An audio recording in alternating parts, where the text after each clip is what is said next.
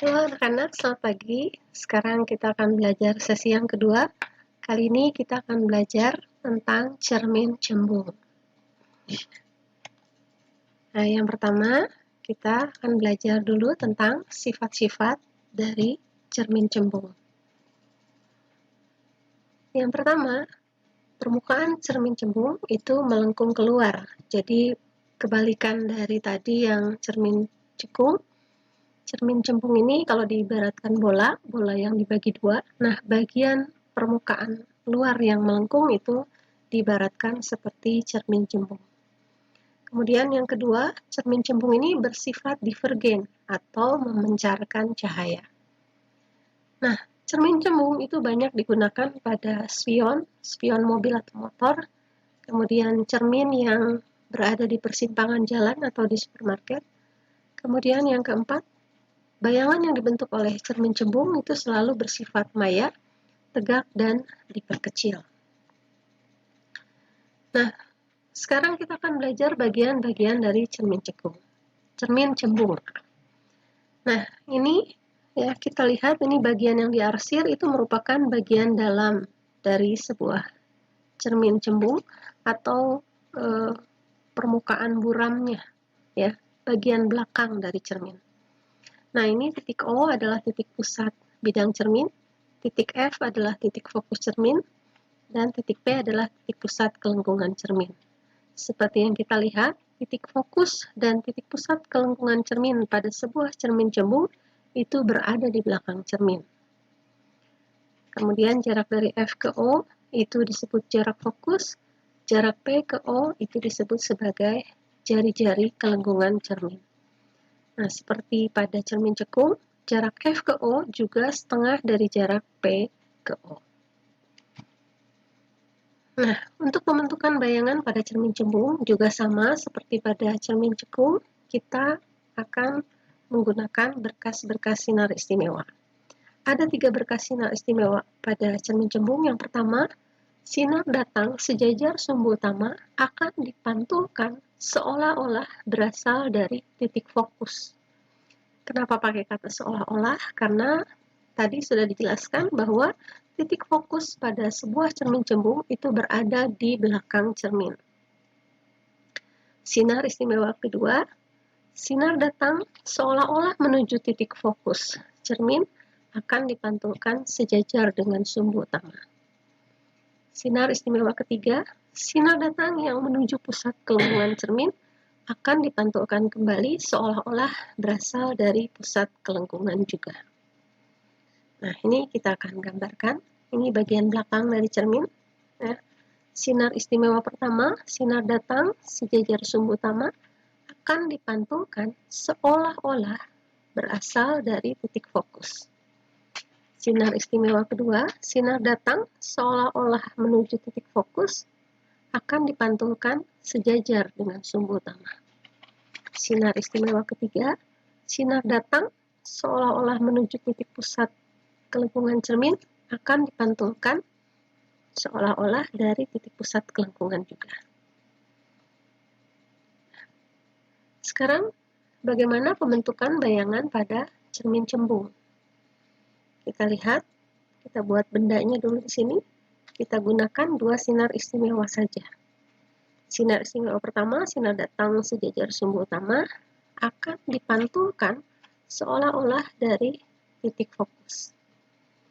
Kemudian kita gunakan sinar istimewa ketiga, sinar datang menuju titik pusat kelengkungan akan dipantulkan seolah-olah dari pusat kelengkungan juga. Nah, ini perpotongan dari sinar pantulnya itu terjadi di belakang cermin. Sehingga sifat bayangannya maya karena di belakang cermin, tegak, dan diperkecil. Sekarang kita akan coba mundurkan bendanya ke belakang. Di sini. Kita gunakan sinar istimewa pertama, sinar datang sejajar sumbu utama, akan dipantulkan seolah-olah dari fokus. Kemudian sinar istimewa ketiga, sinar datang menuju pusat kelengkungan akan dipantulkan seolah-olah dari pusat kelengkungan juga. Nah, di sini bentuk bayangan di belakang cermin berarti maya, tegak, dan diperkecil. Sekarang bagaimana kalau benda ini kita letakkan di dekat di sini? Kita pindahkan lebih dekat ke cermin cembung. Kita gunakan dua sinar istimewa. Sinar istimewa pertama, sinar datang sejajar sumbu utama, akan dipantulkan seolah-olah dari fokus. Kemudian sinar istimewa ketiga, sinar datang seolah-olah menuju titik pusat kelengkungan, akan dipantulkan seolah-olah dari pusat kelengkungan juga. Nah, di sini perpotongan sinarnya, maka sifat bayangannya maya, tegak, diperkecil. Nah, sekarang bagaimana hubungan antara jarak benda dan jarak bayangan?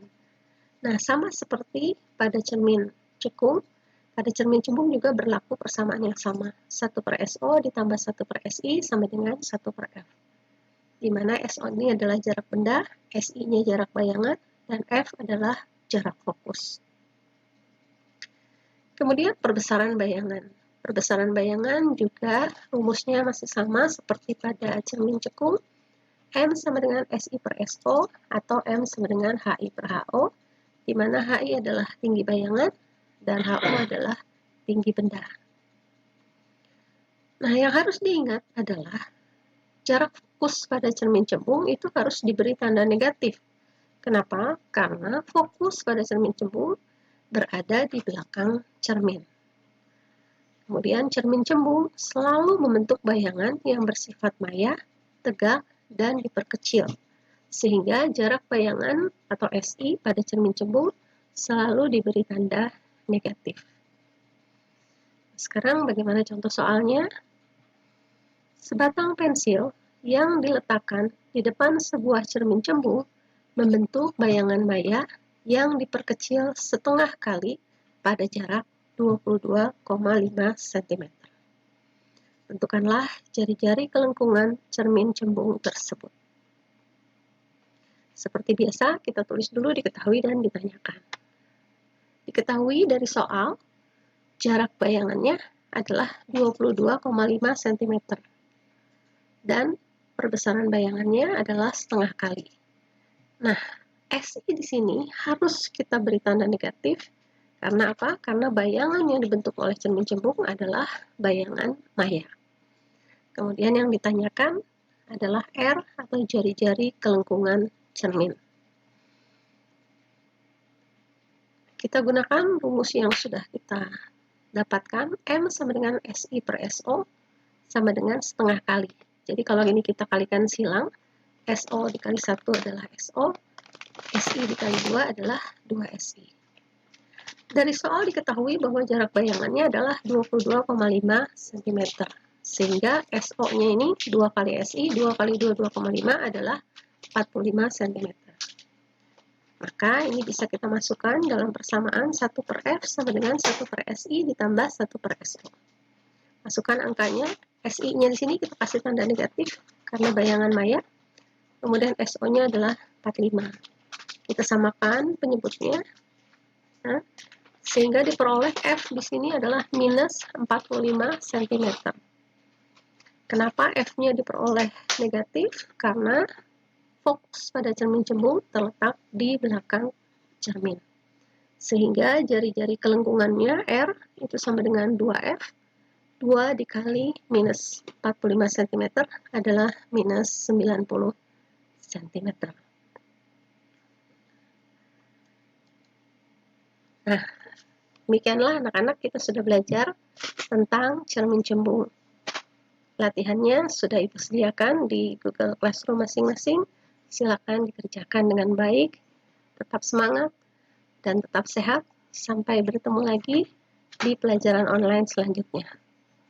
Tetap semangat!